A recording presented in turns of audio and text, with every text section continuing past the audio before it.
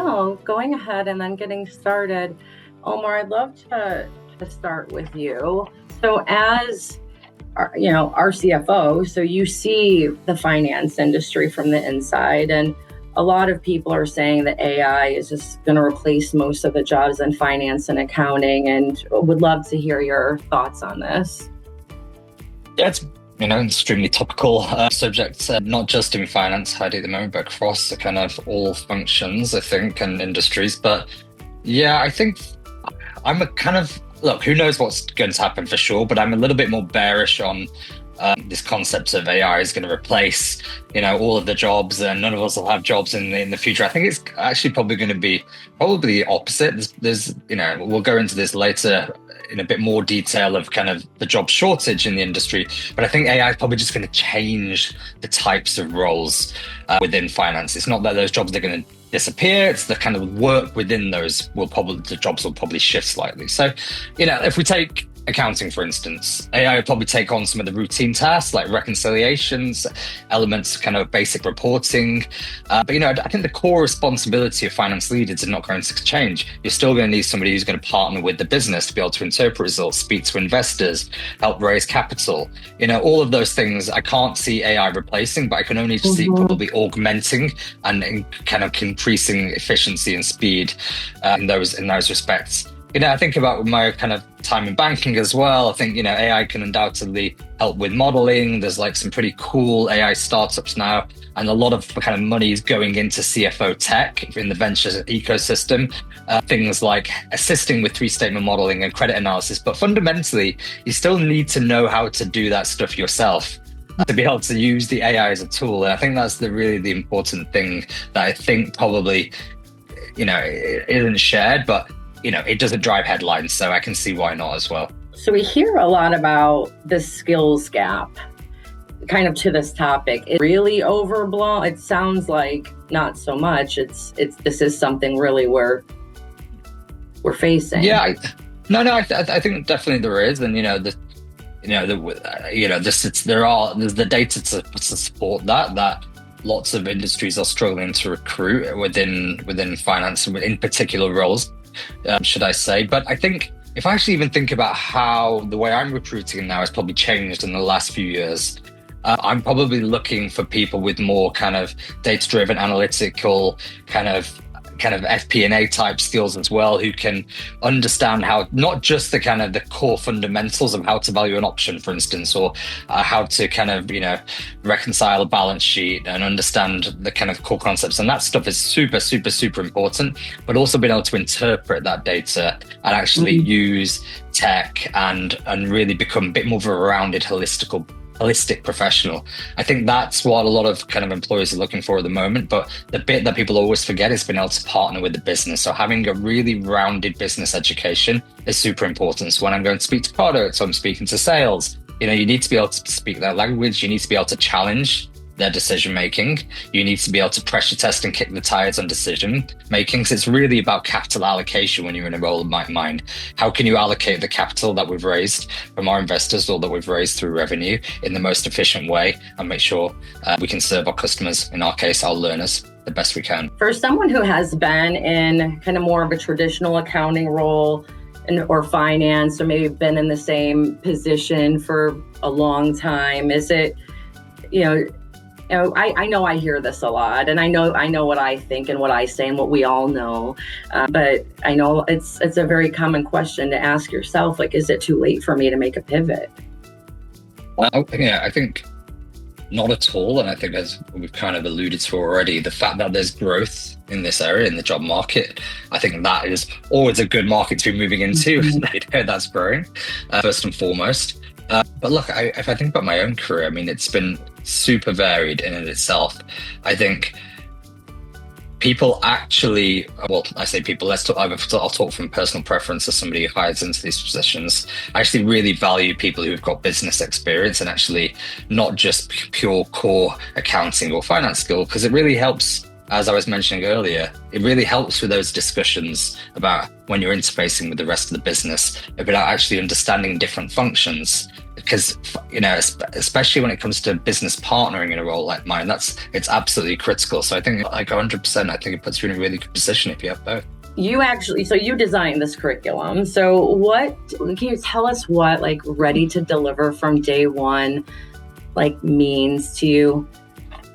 Yeah, I mean, I think if you look at and not even just an MBA or an MBA in finance program, I'm talking about any program at most universities, what they're looking for is, or what they count as success is what a graduate knows when they graduate, but they're not really accounting for what they can do, right? And I think that's what really counts here.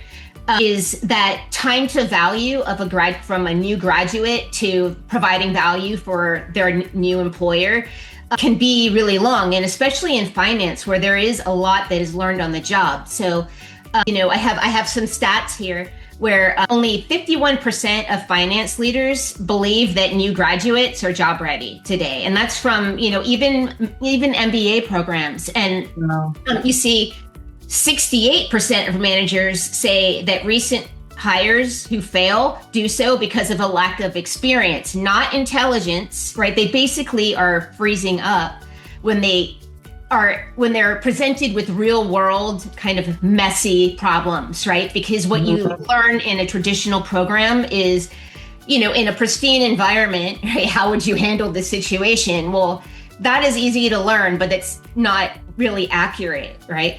And then you also look at the tech sort of disconnect, where a lot of programs are focusing on teaching the knowledge and theory, but not necessarily the skills, right? And if you don't know how to use the tools, and if you don't know how to use the tools that are becoming the tools, of today, right?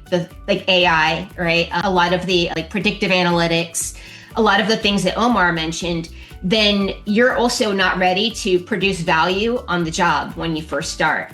So I would say that the way I think of our program is that it's much more of a simulation of real life, of an authentic work experience than a syllabus, right? Which is what you'll get in most universities.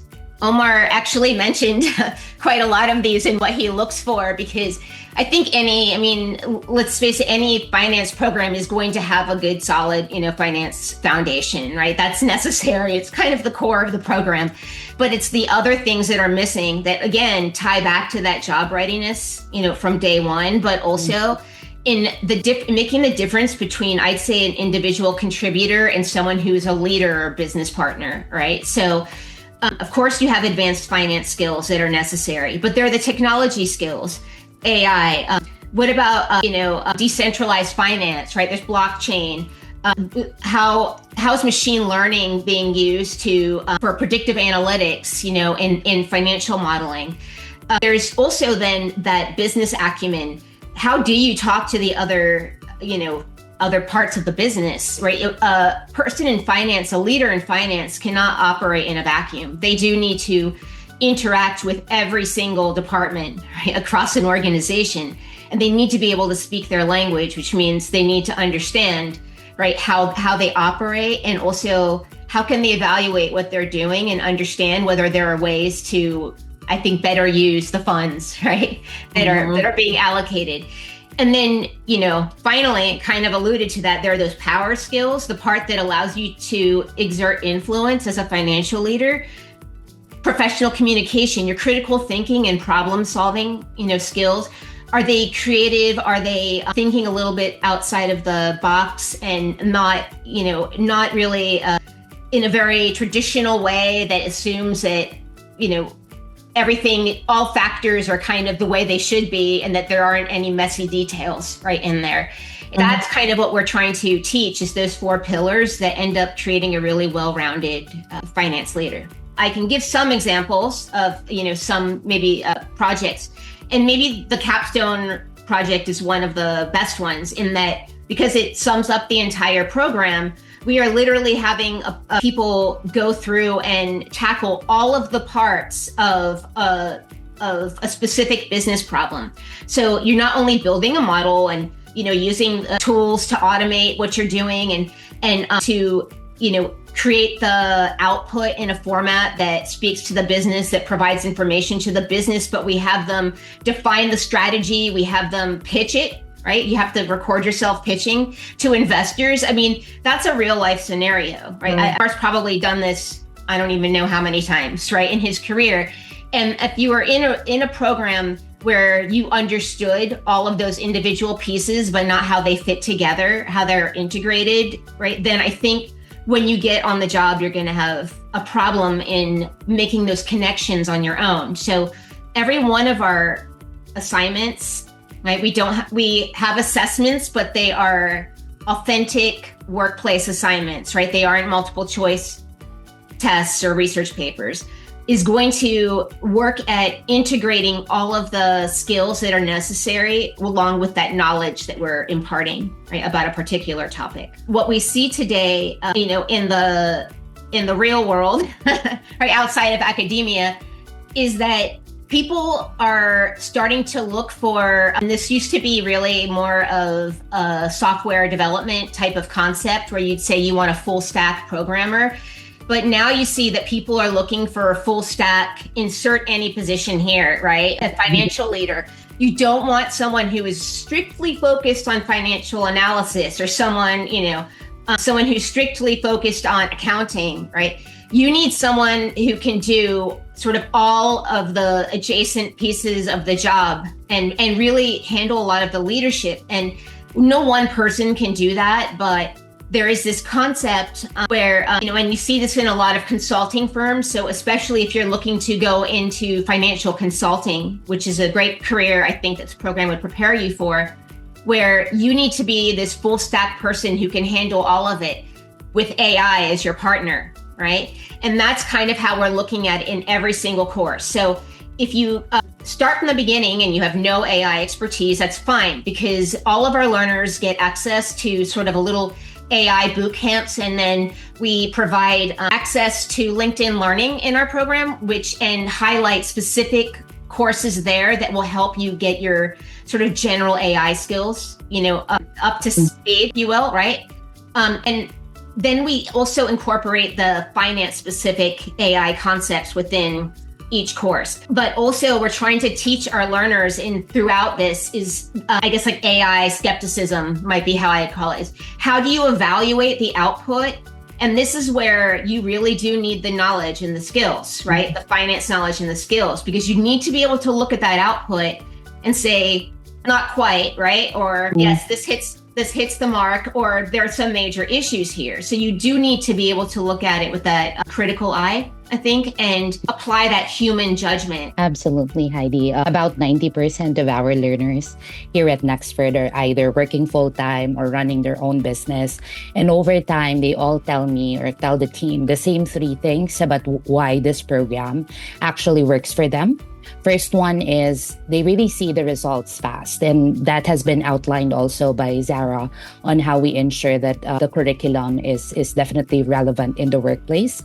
They don't really have to wait until graduation to feel the impact, because the curriculum is skills focused and built around business scenarios.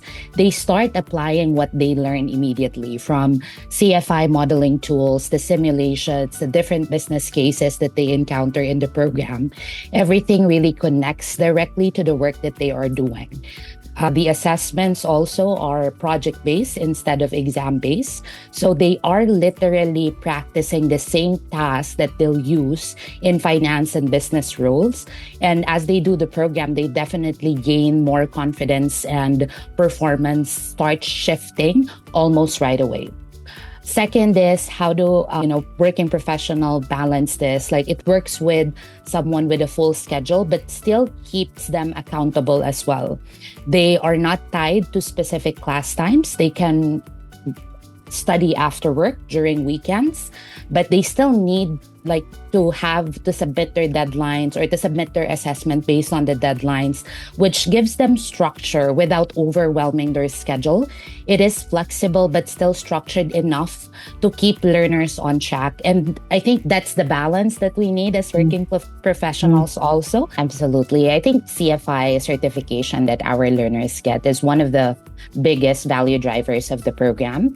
For anyone who may not be familiar with CFI, they are the Corporate Finance Institute. They are a leading global provider for finance training and certification and are used by companies like Amazon, Deloitte to train their analysts. And every learner in the MBA in finance gets full access to the entire CFI platform, all 7 professional certifications, all included in their tuition, no add-on costs, no upgrade fees. And with this access, they can gain or take over 250 courses across financial planning and analysis, valuation, Excel modeling, and corporate finance. They can also gain over 550 continuing professional or CPD credits. Yeah, no, 100%. Thanks, Christian. First of all, I didn't get monthly live office hours. That's pretty cool. I didn't know they had that. So they didn't have that on my day, unfortunately. But I'll give you a really practical example of how I can tell and really how successful somebody's going to be, especially in a kind of FP&A role. Somebody who's had the proper training and grounding like CFI in terms of models, and somebody who hasn't. So you can learn how to model just like anybody can, kind of on the job, and you can get by. But the real difference is when somebody comes into the role, or kind of in my team, and not just at Nexford, and kind of many different companies I've worked in, who's actually had that kind of rigor in the training.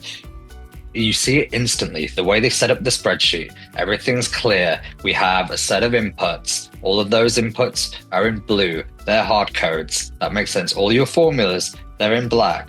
All of these things, so you can go in and you can see all the calculation spreadsheets. You can see all of your 3 different statements, your P&L, your balance sheet, cash flow. You can see that there are no errors because there's check cells everywhere. There's control cells. All of those things inordinately make my job, or when I'm creating these models for my CEO, their job a much more, it's light years apart. It's so much easier to be able to work with the data, interpret data, and actually then present the data back to the business, which is ultimately what our job is. It's super practical. And I still use it today. I think a lot of working professionals, even the ones that we talk to with over 10 years of experience already, they are thinking of doing their MBA because they want to build their network. And if you are going to build your network in this time and age, like doing it at Nexford would be the right place to do that, because we have learners from over 100 countries. And these are learners that you will be collaborating with in the program. We participate on peer-to-peer discussions about different topics within the degree. At the same time, you get to join different study groups as well with your fellow learners. And the career services at its core is to really give you access to career coaching, be able to help you with interview preparation, look at your personal branding, your LinkedIn profile, and be able for our team to suggest, or we use also AI for this, to be able to guide you on how you can make your CV better and more noticeable in the global job market.